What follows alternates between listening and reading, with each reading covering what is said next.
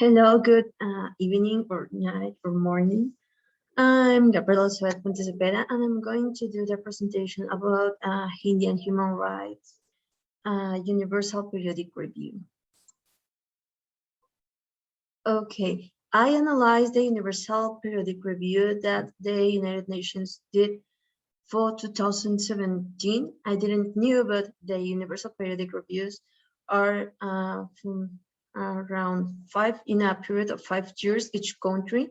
Right now, it's in process, the one that will be delivered in 2022. Right now, the only one that is available, the latest, is the 2017 report. So it's the one I used. According to the Universal Periodic Review, that it's in the United Nations site, the achievements that have managed India are that by 2017, India has made great efforts to eradicate poverty and achieve inclusive sustainable development. In the sustainable development, they also included the fight against climate change, and they are trying to enforce the women rights and to try to give all children a better education, and also guarantee that all the children can have access to education without discrimination of their races, their caste, or their religion. That was the objective and what they have achieved for 2017. It will change later, but I will explain that later also. The government of India has partnered with the UNDP to facilitate access to justice for marginalized communities. Also, the Supreme Court of India has issued extensive guidance for effective and independent investigations of extrajudicial killings, because it's a big issue in their UPR, in the latest UPR. It's also really important to explain that for 2017, India believed in using the UPR Nation Report drafting as a process and an opportunity to receive feedbacks on its law and policies for advancing human rights. They also amended scheduled castes and scheduled tribes, that it's a prevention of the atrocities committed against these castes and tribes. Now, what it needs to be reviewed in the UPR, it was that India needs to develop a national human rights plan in order to achieve concrete results. Now, all the ones I'm going to mention are just commitments India did for 2017, but it doesn't guarantee that India by that time had already done something about it. India committed to continue and intensify its efforts toward a North citation of security and other law enforcement officers towards human rights. They were trying to enforce or to educate more the enforcement officers in human rights, and to prevent the violation of human rights and police brutality. India also was committed to sign international convention, not that they already signed it, they was committed to sign international conventions against torture and other cruel, inhuman, or degrading treatments. India pledged to ratify the International Convention for the Protection of All Persons from Enforcement Disappearance. They haven't signed already, they just pledged to ratify that convention. India also agreed to promote equal access to justice for them all. It was an issue in 2017. We will see what they have done already. And they also committed to ensure safe working environment for journalists. This is a work in progress.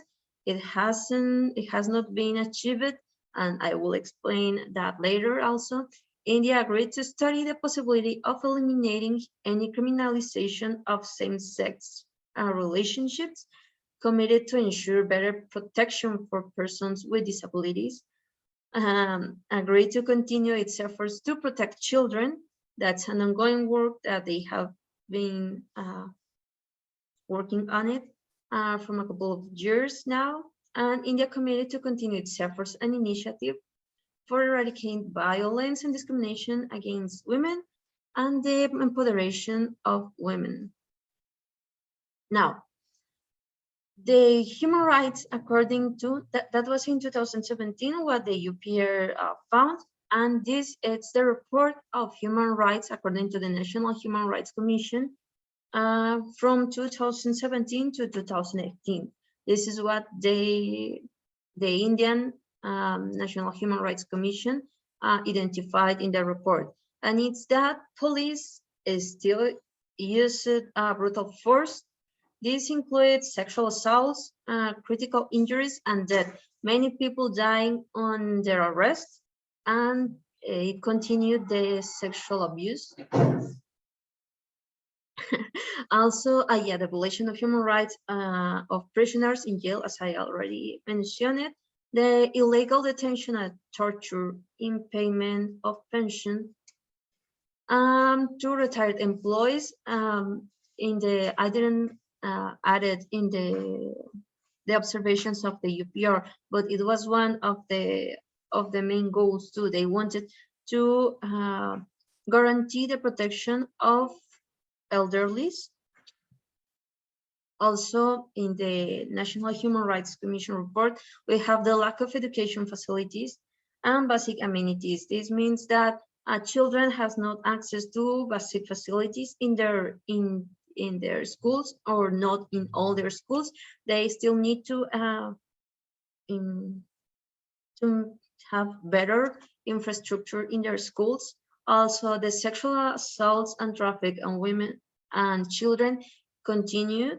The facilities, it has been already mentioned in the UPR objectives and from some years before the report of the National Human Rights Commission. But India had poor facilities in primary health centers, and it will be taken into account by the international community to nowadays, because it was once one of the main reasons of the COVID situation they have right now. Also, there identified a lot of atrocities against minorities and all the vulnerable sectors, as the lesser caste states, the scheduled tribes, backward classes, children, women, disabled, and elderly. Now, we have the international community and NGOs declarations on human rights in India in our days. And Amnesty International said in the report for India in 2012 that they had identified the excessive use of force by police, and it remains as a serious problem in India. I'm sorry, we are about to have a storm. Most civil rights are under attack, remain under attack, despite the Indian government compromise to guarantee and protect them. This one, Amnesty International, at least, it's more concerned about the arbitrary arrest that human rights activists and protesters have been enduring. But why is this activism and protests that have been recently in India? Well, that's because of the CAA, the Citizenship Act, that it fast tracks citizenship of Hindus, Sikh, Buddhist, Jain, Farsi, and Christian immigrants from Afghanistan, Pakistan, and Bangladesh that arrived at India before 2015, but this excludes the Muslim community. A move that has been denounced for undermining Indian secular constitution. Indian constitution is secular, but there has existed a movement enforced or promoted by the actual administration about the creation of a national identity of India. I will I will explain it forward, but it's one of the reasons why there has been a lot of protest, and a lot of arbitrary detentions of human rights activists and protesters, and huge, oh my God, I forgot how to say, discrimination against Muslim population. Now, for Amnesty International, they identified that even before the pandemic, the freedom of assembly was restricted. This is caused again for what I told you about the creation of the Indian nationality that discriminates a lot Muslim society. So the assembly was restricted, including by burdening civilians with recovering the cost of damage to public property after peaceful protests turned violent. Amnesty International reported a lot of peaceful protests that were turned violent by police officers under official orders, unlawful attacks and killings, as well as a targeting to the Muslim community, as I already explained. And the handling of the COVID-19 pandemic exposed the weakness of the public healthcare system. That is what I told you. They had already a weak healthcare system, and the human rights to access to I'm so sorry, to well-being and health system. Well, it was being violated because of this weakening in the health system. Also, we have from Human Rights Watch, the arbitrary detentions. What they identify Human Rights Watch is that arbitrary detention, prosecuted and harassed defenders, activists, journalists, students, academics. Academic population has been targeted as a major enemy of the national Hinduism because of their liberal ideas and their left ideas.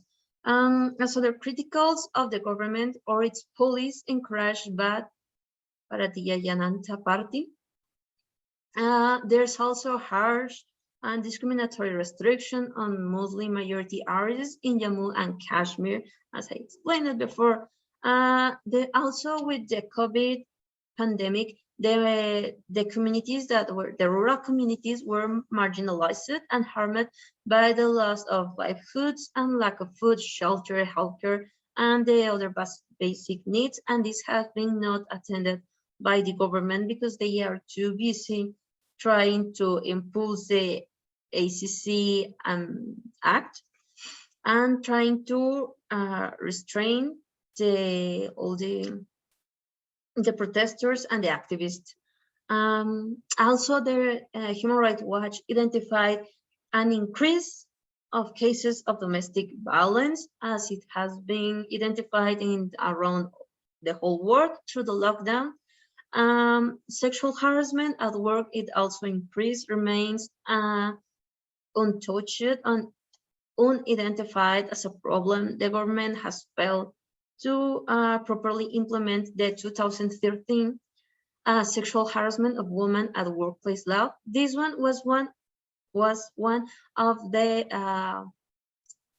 objectives they had for the UPR of 2017, but they didn't manage. Now, going to the other actors of the international community, the European Union, they had already signed with India a strategic partnership based on shared principles and values of democracy, freedom, rule of law, and respect for human rights. Nevertheless, despite the fact that these 2 years have been highlighted in India by the constant violation of human rights, the European Union has remained without doing any kind of intervention. They have not declared any kind of concern about how India has been acting regarding human rights. Despite the fact that India has already committed themselves with international conventions and treaties that has not been attended. United States redacted a whole report for 2020. I'm so sorry, I'll leave that too. About the human rights in India, multiple human rights violations. One of the most concerning issues for US is the rampant impunity in India. Despite all the violations they identify in the report, they consistently talk about the rampant impunity in India and how the human rights violations committed by authorities remain unattended. United States consider investigations and prosecution of individual cases that took place, but there exists lax enforcement. This is what they mean. They are more concerned about the state of rule of law than the other human rights violations. But this report also take into account the actions of the insurgents and what they consider terrorists, because they have committed, according to them and India, serious violations to human rights that are being also committed by the official government and the terrorists that enforce. I'm so sorry. With serious violations of human rights, like the killing or torture of the armed forces, the police, official government representatives, and civilians, and of course the recruitment and use of child soldiers by both sides. But the United States is more concerned by the terrorists using the child soldiers. Now, India has a justification. The official government of India has a justifications for all their actions about the restrictions and discrimination against Muslim population, and it's the creation of a project called Hindutva. It was born in 1940, and it's encouraged by Narendra Modi and his party. This Hindutva is a form of ethnic and religious supremacist defense that defends the idea of an Hindu nation, race, and civilization. This is based in the main objectives of the I'm so sorry. One of the main objectives of the program is to delimitate